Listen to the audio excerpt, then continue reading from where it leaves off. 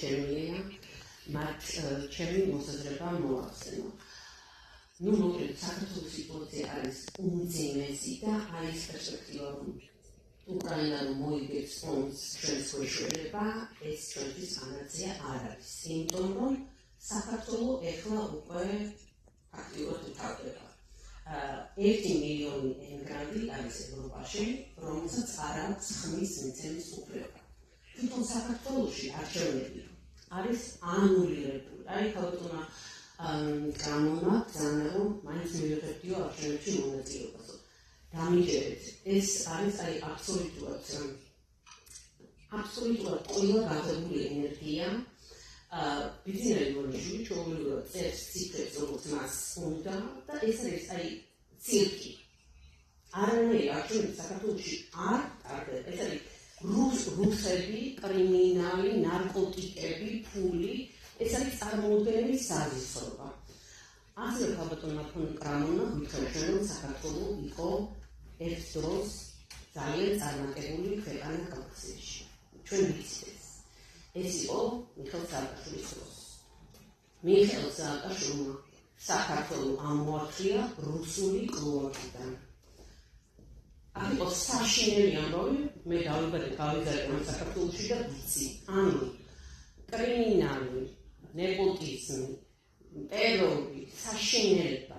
აი ასეთი კლოაკიდან მიხეილ სააკაშვილმა შექმნა თანამედროვე ძალიან წარმატებული ქვეყანა. მაგრამ ის არ არის ღმერთი, რომ შექმნა არ ვიცი, ზესახელმწიფო შექმნა ის, რისი შექმნაც წარმოუდგენელი იყო ჩვენთვის. და ეხლა რომ ეს ადამიანი ციხეში ზის და არის ბულინგის მსხვერპლი, თან ეგრეთ წოდებული ოპოზიციის მხრიდან ეს არის ჩვენი ძალიან დიდი სიკვდილი. ამიტომ მინდა კიდევ ერთხელ ღიად განვაცხადო, რომ მიხეილ სააკაშვილი არის საქართველოში ბულინგის მსხვერპლი, არა მარტო ივანიშვილის მხრიდან, არამედ ეგრეთ წოდებული ოპოზიციის მხრიდან და მედიების მხრიდანაც.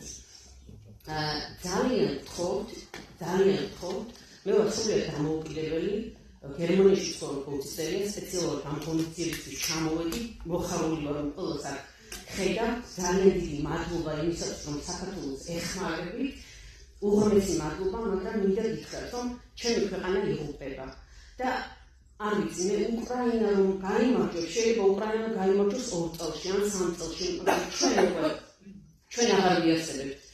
საქართველოდან გამოსული ქართველები უკვე ჩაანაცვლეს FSB-შიკებმა, KGB-შიკებმა, რუსეთიდან შემოსულმა უამრავმა ადამიანმა ჯაშუშობა, რომელიც ჩვენ არ ვიცით, ვინ დასაქმიანოს.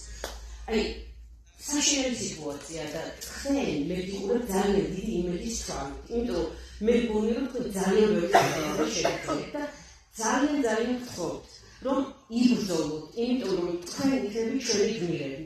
საქართველოს ამას თქვენ არასდროს არ დაგივიწყებთ და აი ძალიან გთხოვთ, რომ იბრძოლოთ ჩვენი ქვეყნისთვის, იმიტომ რომ ჩვენ არაფრის გაკეთება არ შეგვიძლია, გარდა იმისა, რომ შევხვდეთ და აი გითხრათ თუ როგორ ხელოთ ჩვენ ქვეყანაზე, რომ შემეძლოს არ ვიცი, ყველაფერს გავაკეთებდი, მაგრამ ამის მეტი არაფერი არ შემიძლია, ამიტომ ძალიან გთხოვთ იბრძოლოთ ჩვენი ქვეყნისთვის. დიდი მადლობა.